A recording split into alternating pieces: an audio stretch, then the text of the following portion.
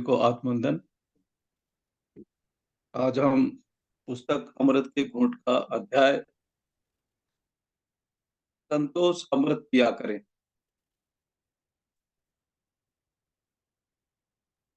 को वा दरिद्रो हि विशाल तृष्णः श्रीमांस्तु को यस्तु समस्त तोषः। अर्थात गरीब कौन है जिसकी तृष्णा बड़ी है, अमीर कौन है जो सदा संतुष्ट रहता है। भगवान के दिए धन से जिसे संतोष नहीं होता, वह मन का दरिद्र है और यही दुखदायिनी दरिद्रता है। टॉलस्टॉय की एक कहानी है।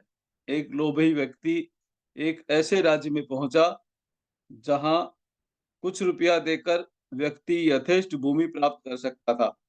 प्रातः काल से हल बैल लेकर उसे एक स्थान से प्रारंभ कर भूमि का चक्कर लगाना पड़ता था। सायंकाल तक वह जितना बड़ा चक्कर बना लेता था, वह भूमि उसी की हो जाती थी। फीस सबके लिए एक ही थी। एक व्यक्ति वहां पहुंचा और फीस देकर उसने भूमि का घेरा नापना प्रारंभ किया। बड़ा घेरा बनाने के लोभ में वह चलता रहा। सायकाल होते होते वह इतना तेज चला कि घेरा पूर्ण करने से पहले ही गिरा और तुरंत मर गया। इस कहानी का शीर्षक यह है कि मनुष्य को कितनी भूमि की आवश्यकता है। अंततः वह व्यक्ति जितनी भूमि में गाड़ा गया है, उतनी ही भूमि उसे मिल सकी। वह बड़ा भूमि का घेरा व्यर्थ गया।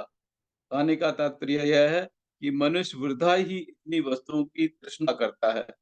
अंततः वही उसकी मृत्यु का कारण बनती है। विधि का बनाया हुआ एक क्रम है। धन, भूमि, मकान, संपत्ति तथा नाना वस्तुओं के देने की एक सीमा है। भगवान प्रत्येक व्यक्ति का ध्यान रख उसके निर्वाह और सुख के लिए पर्याप्त सुख सुविधाएं प्रदान करते हैं। कभी किसी को नहीं भूलते, निरंतर देते रहते हैं। पर भगवान के दिए धन, सुख सुविधाओं जिसे संतोष नहीं होता, उसकी बड़ी दुर्दशा होती है। तृष्णा पिशाचिनी उसे निगल लेती है। ईश्वर के संसार में कभी भी मर्यादा के भीतर रहकर खाने-पीने, पहनने-ओढ़ने, शरीर की नाना प्राकृतिक इच्छाओं की पूर्ति के सभी साधन प्रचुरता से हैं। किसी को किसी वस्तु की कमी नहीं है। जीवन की आधारभूत चीज़ें विपुलता से भरी बिखरी पड़ी हैं। जितना जिसके हिस्से में है, जितना जिसके भाग्य में है, वह देर-सवेर उसे अवश्य प्राप्त होता है। कोई किसी के भाग्य के धन, संतान, संपत्ति, भूमि, ऐश्वर्य, मान, समृद्धि को उससे छीन नहीं सकता। शर्त यही है कि हम अपना कर्म करते रहें, परिश्रम में लापरवाही न करें, आलसी न बनें, मुफ्त का धन लूटने की चेष्टा न करें। जो काम हमें सौंपा गया है, कर्तव्य मानकर कठिन परिश्रम और सहयोग से उसे पूरा करते रहें। अपना पेट भर लेने के पश्चात बचा हुआ धन या वस्तुएं ईश्वर की हैं। हमारी व्यक्तिगत पूंजी नहीं है। उन्हें समाज के अन्य ज़रूरतमंद व्यक्तियों को दे देने में ही कल्याण है। आवश्यकता से अधिक धन इत्यादि रखकर दूसरों का शोषण करने वाले मोक्ष का सुख प्राप्त नहीं करते। तृष्णा के माया जाल में अशांत पड़े रहते हैं। संसार की विषय वासना में लिप्त व्यक्ति के दुखों का अंत नहीं होता। एक आवश्यकता की पूर्ति के बाद दूसरी, फिर तीसरी, चौथी, अनंत तृष्णाएँ, छोटी-बड़ी, अच्छी-बुरी इच्छाएँ, उसके शांति, सुख और संतुलन को भंग करती रहती हैं। इंद्रियों को कभी भी संतोष नहीं मिलता, वासना कभी तृप्त नहीं होती, आसक्ति ही दुःख का मूल कारण है। संग्रह से त्याग ही श्रेष्ठ है, संग्रह से आसक्ति बढ़ती है। जीव संसार के माया मोह में और भी जटिलता से बनता जाता है। पद्म पुराण में एक स्थान पर कहा गया है, तपस्यस्य एव विशिष्टो धन संचयात् त्यजत संचयान सर्वान यानि मुप्रदया न हि संचयानि कश्चित् सुखी भवति मानवः यथा तथा न गृह्णाति ब्राह्मण संप्रति ग्रहम्।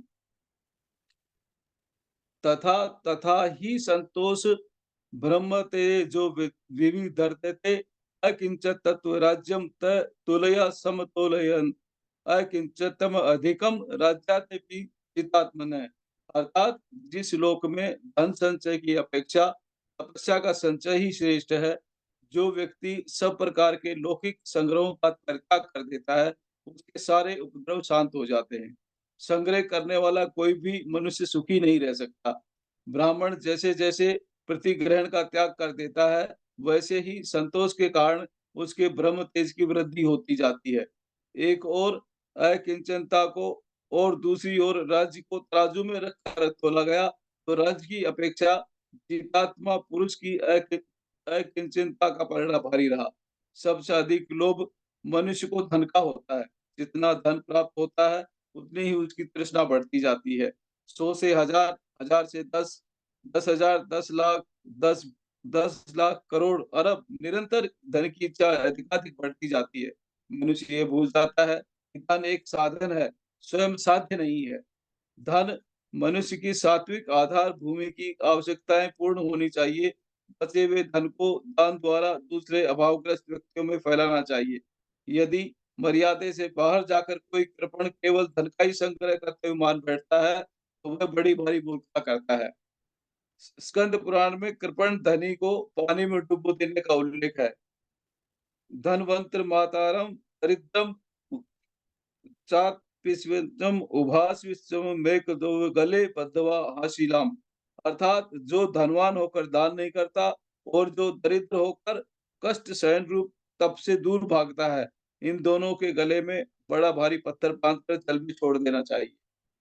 ऋषि कुमार नचिकेता ने सत्य ही कहा है कि धन से कभी भी मनुष्य धन से कभी भी तृप्त नहीं किया जा सकता। यदि हमने प्रभु के दर्शन पा लिए हैं, आत्म साक्षात्कार कर लिया है, तो असली धन हमने पा लिया है। माँगने योग्य वर तो आत्म साक्षात्कार ही है। पहले तो धन के पैदा कर लेने से ही कष्ट होता है, फिर पैदा किए हुए धन की रखवाली में कलेश उठाना पड़ता है। इसके बाद यदि वह कहीं नष्ट हो जाए, तो दुःख और खर्च हो जाए, तो फिर दुःख होता है। धन अधिक होने पर तृष्णा और मोह तथा कम होने पर हृदय में जलन उत्पन्न करता है। अंत में धन के त्याग में दुःख ही हाथ लगता है। आप ही सोचिए, धन में सुख कहाँ है? महर्षि कश्यप का वचन है, यदि ब्राह्मण के पास धन का बड़ा संग्रह हो गया है, तो वह उसके लिए अनर्थ का हेतु है। धन ऐश्वर्य से मोहित ब्राह्मण कल्याण से भ्रष्ट हो जाता है। धन संपत्ति मोह में डालने वाली होती है। मोह नरक में गिराता है। इसलिए कल्याण चाहने वाले पुरुष को अनर्थ के साधन भूत अर्थ का दूर से ही परित्याग कर देना चाहिए। जिससे धर्म के लिए धन संग्रह की इच्छा होती है, उसके लिए उसका इच्छा का त्याग ही श्रेष्ठ है। क्योंकि कीचड़ लगाकर धोने की अपेक्षा है, उसे दूर से स्पर्श ही नहीं किया जाए। धन के द्वारा जिस धर्म का साधन किया जाता है, वह क्षयशील माना गया है। दूसरे के लिए जो धन का परित्याग है, वह अक्षय धर्म है, वही मोक्ष प्राप्त कराने वाला है। धन तरह धन की तरह विषय वासना की इच्छा भी विषैली है। वासनाएँ निरंतर बढ़ती जाती हैं, कभी तृप्त नहीं होती। भोग वासना आजकल की पाश्चात्य सभ्यता की कलंक कालिमा है। जो कामी हैं, उनका विवेक नष्ट हो जाता है। जहाँ धन और बढ़ती हुई वासनाएँ हैं, वहाँ बुद्धि पंगु हो जाती है। वासना, भोग, विलास, प्रिय व्यक्ति के पास यदि रुपया हो, तो उसके लोक का नाश करने वाला होता है। जैसे वायु अग्नि की ज्वाला को बढ़ाने में सहायक होता है और जैसे दूध साँप के दूध साँप के विष को बढ़ाने के कारण होता है। जैसे दुष्ट का धन उसको दुष्टता बढ़ा देता है, वासना के मद में अंधा हुआ व्यक्ति देखता हुआ भी अंधा होता है। विषय वासना की बढ़ती हुई इच्छाएँ प्रत्यक्ष विष के समान है। इसी प्रकार संपत्ति एकत्र करने की इच्छा भी उत्तरोत्तर बढ़ती जाती है। एक मकान के पश्चात दूसरा, फिर तीसरा, चौथा, यहाँ तक कि बड़े-बड़े महलों के स्वामी भी नाना प्रकार की नई इच्छाओं के दास होते हैं। संपत्ति को बढ़ाने की इच्छा का कभी अंत नहीं होता। इसी प्रकार संतान की इच्छा भी कभी पूर्ण नहीं होती। इच्छाओं का बड़ी संख्या में उत्पन्न होना ही मनुष्य के दुःख का कारण है। हमारी अपूर्णता का सूचक है। उच्चतम स्थिति पर पहुँचने के लिए हमें इच्छाओं का दमन करते रहना चाहिए। उसमें आसक्ति कम करने से वृत्ति अंतर्मुखी होती है। हमें ये भली भाँति स्मरण कर रखना चाहिए कि संसार में कभी किसी की इच्छा पूर्ण नहीं हुई है। तृष्णा बढ़ती ही रही है। ईश्वर ने अपने परिश्रम की जो रोटियाँ हमें दी हैं, वही ईमानदारी से लेते रहें। सदा अपनी मेहनत कमाई पर निर्भर रहें, यही श्रेष्ठ सुख शांति का साधन है। आसक्ति का त्याग कर, क्रोध को जीत कर, स्वल्पाहारी और जितेंद्रिय होकर, बुद्धि से इंद्रियों को रोककर ही हम आनंद प्राप्त कर सकते हैं। अर्थात जब मनुष्य का शरीर जीर्ण होता है, तब उसके बाल पक जाते हैं, दाँत उखड़ जाते हैं, पर तृष्णा ऐसी दृष्टा है कि जो सदैव तरुणी बनी रहती है। जो कुछ ईश्वर देने के रूप में आपके पास है, उसे मर्यादा के भीतर रहकर भोगें और संतोष का अमृत का पान करते रहें। बहुत-बहुत धन्यवाद।